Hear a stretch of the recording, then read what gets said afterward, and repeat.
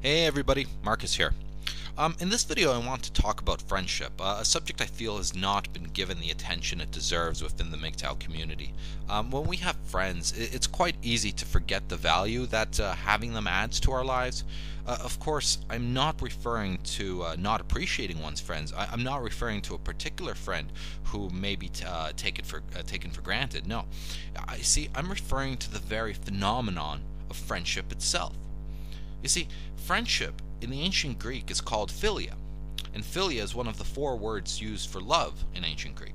The other three are agape, storge, and eros. Now, philia roughly translates to something like brotherly love, whereas agape is more associated with love of the gods, storge being the sort of love you have for family, and of course eros, erotic love. What is important to note here is that philia, meaning brotherly love, is not referring to like your brother, like the guy birthed by your mom and dad. No, we're talking about the sort of affection felt between longtime companions, by fellow soldiers, by neighbors, or even the affection a merchant may feel for a favorite customer. So, right off the bat, we notice that when we're talking about friendship, we're talking about love. But how can we best describe what philia is like in action? Well, in his works entitled Rhetoric, Aristotle describes philia in the following way: wanting for someone what one thinks good for his sake and not for one's own, and being inclined, so far as one can, to do such things for him. So in other words, philia at its best is desiring for someone the best for him without it being self-serving to you, and as far as is reasonable and within your power, to help them achieve it. But how many of us can honestly say we have friends who fit this description? I mean, how many of us can say that we ourselves fit this description? Well, probably not many. Now, we can think to ourselves that in general, we roam the earth wishing the best for all people.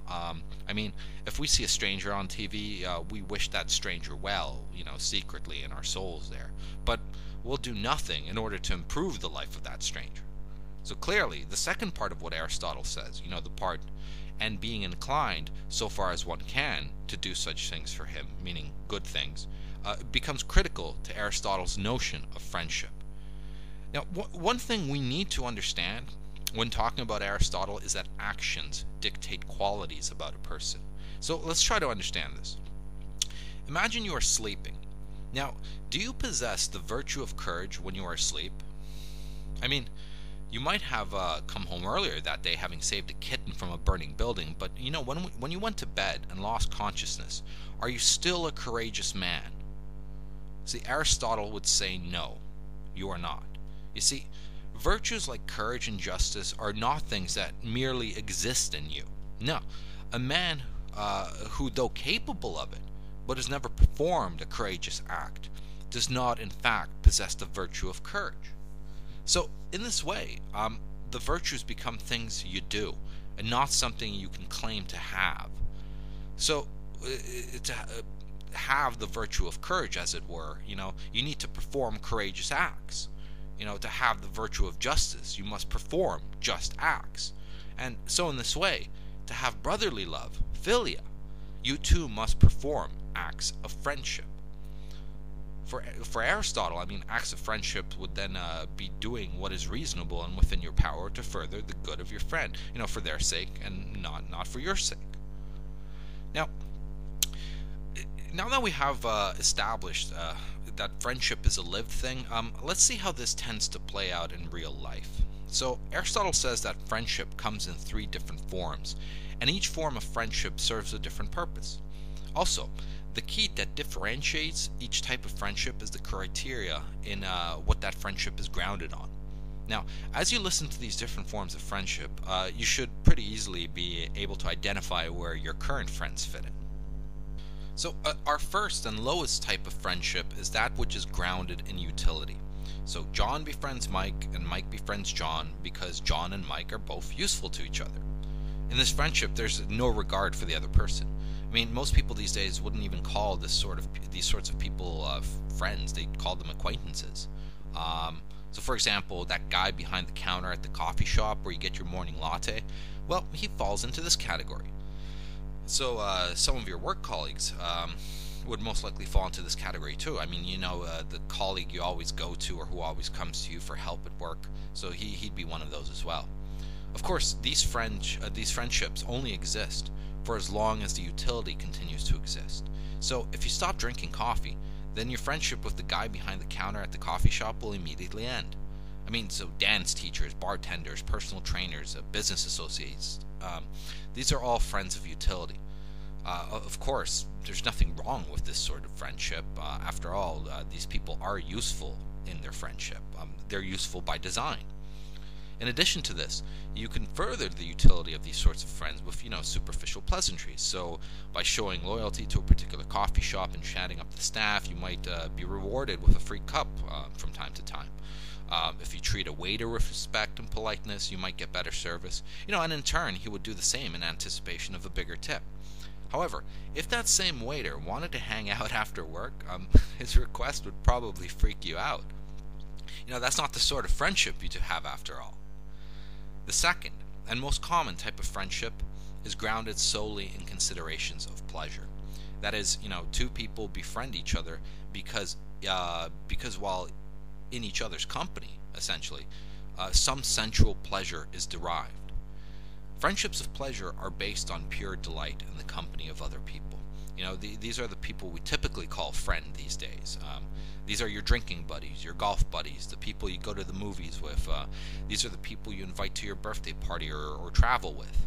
Now, this is not necessarily a bad thing, but what it does mean is that the friendship only survives as long as those pleasures continue to exist. So here, too, we see how a friendship can fade away. You see, when you and your friends stop doing the sort of things that you each derive pleasure from, you no longer have any need for that friend. If you stop drinking, for example, then you might even start to look on your drinking buddies with disdain, as if after years they've become dangerous, or you might go as far as to come to believe they're holding you back. What about the guy you used to have a great time with up until the point that he got married? I mean, now you hardly see him. But it's not only that you don't see him. You also stop calling him. I mean, he never comes out anyways, right? But why does he need to come out? Well, because it's not really him you give a crap about. No, it's the pleasures derived from his company. But if he did come out, but for the love of God had changed to something you would consider boring, you'd definitely not be calling him back. So these pragmatic or practical groundings in friendship, like we've seen up to now, more or less date the friendship, and also establish terms of friendship that, shall we say, could be served by almost anybody else who came along at the right time with the right resources and proved to be just as useful, whether for utility or pleasure. You see, if anyone else came around who fulfilled these criteria better, you would be more apt to spend time with them over the older, lesser useful friend or lesser pleasant friend. Well, this does not mean that these friendships have to be heartless, though, but they are completely self-regarding. The third and final class of friendship Aristotle refers to, he also calls it teles philia, which means something along the line of a completed or perfected friendship. Tilia being etymologically related to telos, meaning the end or goal of something. So, as the previous two types of friendships were grounded in utility and pleasure respectively, what then is this perfected friendship grounded in? Well, this friendship is grounded in virtue. But more precisely, this friendship is grounded in a sharing by the friends in a set of dispositions, the adoptions by the friends of a set of values, a set of principles and precepts, of an essentially and irreducibly moral nature. Now, what we find in a friendship of this kind is a kind of constructive relationship in which each friend, in virtue of his own qualities, realizes not only what is, not only potentially in the other, but also realized in the other, and also revered and honored in the other, and thus sustained and promoted and encouraged and nurtured and celebrated. These are the friendships of a lifetime, and these are friendships that are principled friendships. They exist in virtue of the fact that they conduce to good, they conduce to what is worthy. So now we need to turn back to the beginning and recall what Aristotle said philia could be like. So, if you remember, he said, wanting for someone what one thinks good for his own sake and not for one's own, and being inclined, so far as one can, to do such things for him. Now, which of the above three types of friendships do you think fits this description? Well, the third, clearly, the perfected friendship. But do we find ourselves with these kinds of friends? Well, not very likely, I would say. No, we find ourselves with friends falling mostly into the first and second category. But what would it be like to have a perfected friendship?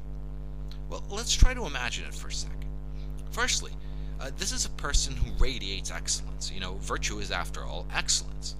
This is someone you trust completely, someone you feel in your very soul has your back, but not because he owes you, but because it would literally pain him not to have your back.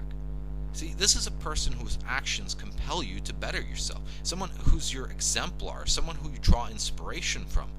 He'll lend you money or give you a place to stay in your time of need.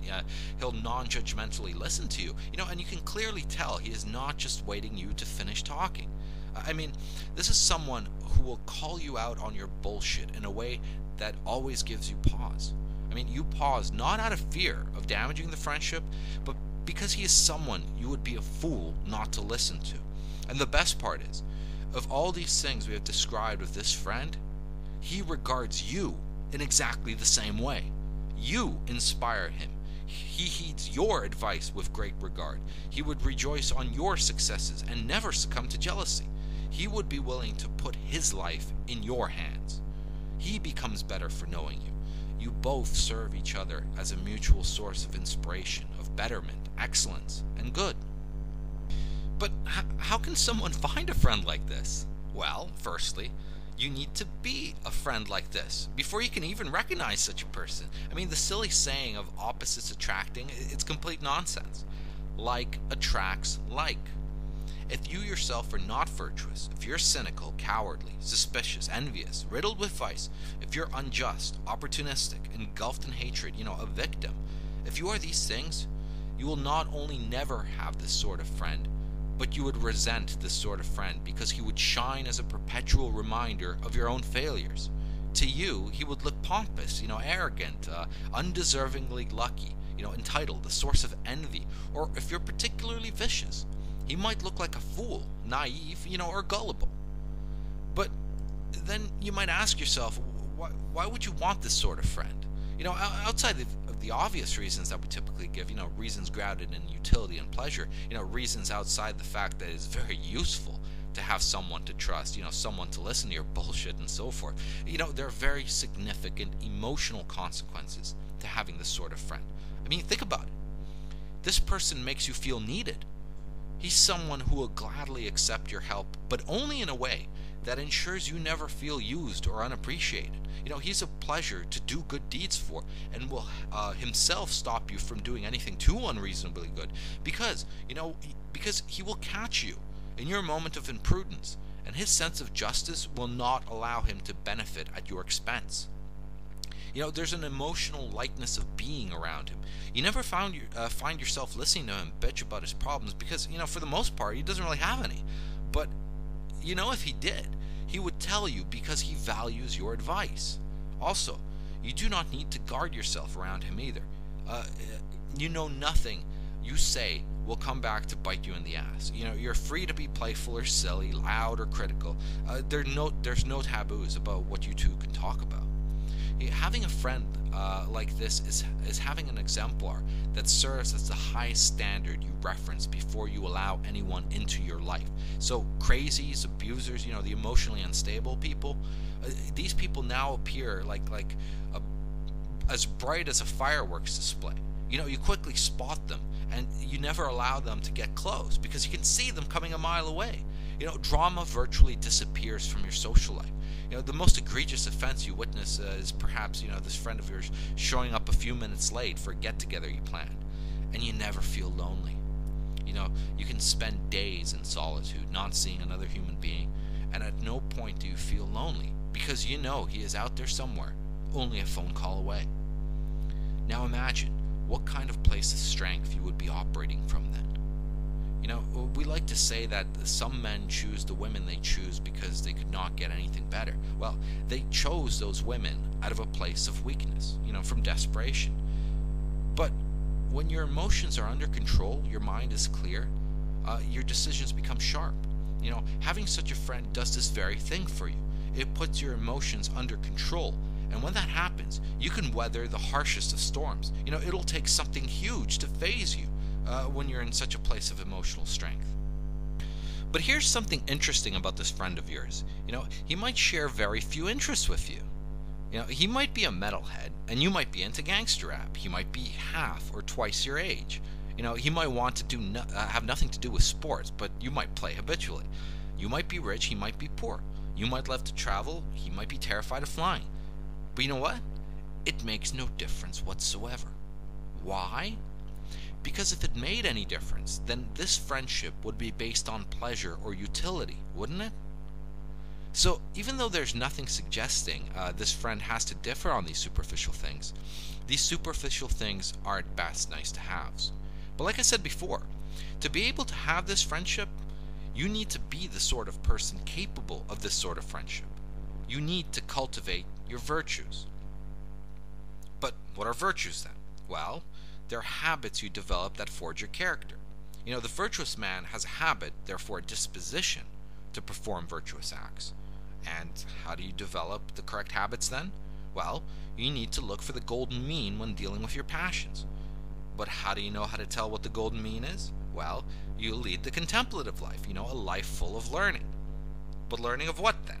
Well, learning of ethics, politics, epistemology, metaphysics, ontology, in a word, philosophy.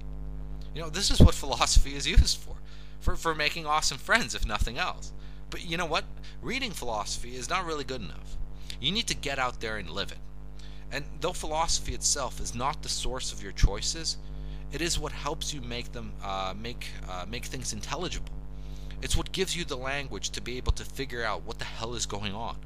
But then once you know what's going on, it all comes down to your actions. And it makes no difference how you get your philosophy, whether by reading primary texts, formally studying it in school, watching YouTube videos, learning it on your own skin, or even listening to your wise old grandfather. It makes no difference how you get it. It only matters that once you've encountered it, you start to live it, to apply it. So now that we have a bit of a grounding into how Aristotle sees friendship, why don't we tie it all together and see what we can conclude based on these concepts that we've talked about. So in the beginning we said that philia is brotherly love, agape is more associated with a love of God, storge being the sort of love you have for your family, and of course eros, erotic love. We also said there are three forms of, that philia takes. The friendship of utility, one of pleasure, and the perfected friendship grounded in virtue. But let's recall that all these four words, philia, agape, storge, and eros, are all ancient Greek words for love. So these four words are all referring to love, not one part of love, but a complete love of a certain kind. So with this in mind, let us ask ourselves the question, where have people been looking for love in their life? Well, if you're an atheist, then agape can be dismissed. Storge, the love associated with family, it also seems to be something that people do not mean when they say they are looking for love. So that kind of leaves us with eros and philia. Now, let's take a moment to consider eros. So eros is the root from which we derive our word erotic from. In the ancient world, it was viewed as a form of madness. A madness imposed upon a man by the gods. This madness developed a form of mythology behind it, like symbolism of being struck by a dart or an arrow. So Eros was a sort of god who, in the Latin tradition, eventually became who we now call Cupid. So, now tell me, my fellow MGTOW, do we not, in the MGTOW community, now see the rhetoric of love, as we use the English word, to mean that chemically induced euphoria that makes men do stupid shit in pursuit of women? I mean, the way we seem to use the word love these days, as depicted in romance novels, romantic comedies, in literature, it all refers to eros and only eros. But eros, this erotic love, this romantic love, this sexually centered love, this is the playground of gynocentrism and hypergamy. This is the madness that enraptures men just long enough to trap them into legal binds. But you know what? Eros is no more than this madness. But is it not curious how men will claim that it's not only about the sex, but also about all these other qualities of romantic relationships that compel them to engage in anything deeper than a one-night stand? I mean, it is curious, isn't it? But here's the interesting thing. Perhaps due to the fact that in English we only seem to have one word for love, we seem to mix all these different ideas into the same package. So when a man seeks out love, he seems to be seeking eros, but not only eros. But how is this other thing described by this man, this thing additional to sex that he wants out of a relationship? I mean, does he not in fact describe philia when he is talking about this thing? Does he not say that I want my wife to be my best friend? Well, he does indeed. But this is what this man has never considered. His fulfillment of eros and his fulfillment of philia do not need to come from the same person. In fact, a one-night stand is the fulfillment of eros, or at best a short fling. But it is not eros that he truly seeks when he says he is looking for love. No, he is really after philia. But he has been deceived into believing that eros and philia go hand in hand, that to choose one you need to choose the other, and both choices culminated in the same person. But what would happen if this same man came to realize that deep emotional connection, and fulfillment he so longs for, that connection he has so far only thought to be possible with women, is in fact philia, friendship? That in fact eros and philia are separate things, that you can have one without the other, that you can have both even, but they do not need to be fulfilled by the same person. You see, philia is the love we are all longing for. Eros is fleeting, a madness that fades. Philia can last, but only in the perfected friendship. And it is in this perfected friendship, my friends, that us MGTOW will find our strength. This is where we will find love. The love we all hoped was going to come from relationships with women, but never will. Now, the notion that a man will never find the perfected friendship with a woman is a substantive statement that I feel I need to offer some justification for. All right, you see, we need to go back to Aristotle's statement describing what the perfected friendship is. So one more time: wanting for someone what one thinks good for his sake and not for one's own, and being inclined, as far as one can, to do such things for him. Now, this means that to have this perfected friendship with a woman, she would need to want for the man what is in his best interests, with no self-regard on her part. Now, this is logically incompatible with gynocentrism, as gynocentrism always places the woman's self-interest over the man's. So, if this is the case, it is then not possible for a man to have this perfected friendship with a woman. But it is possible between men, and maybe between women. So, it then necessarily follows that a man who is looking for love will only ever find eros with women, and possibly either philia of utility or pleasure, but he will never find perfected friendship with her. That he will have to look for in men. Thanks for listening. Cheers.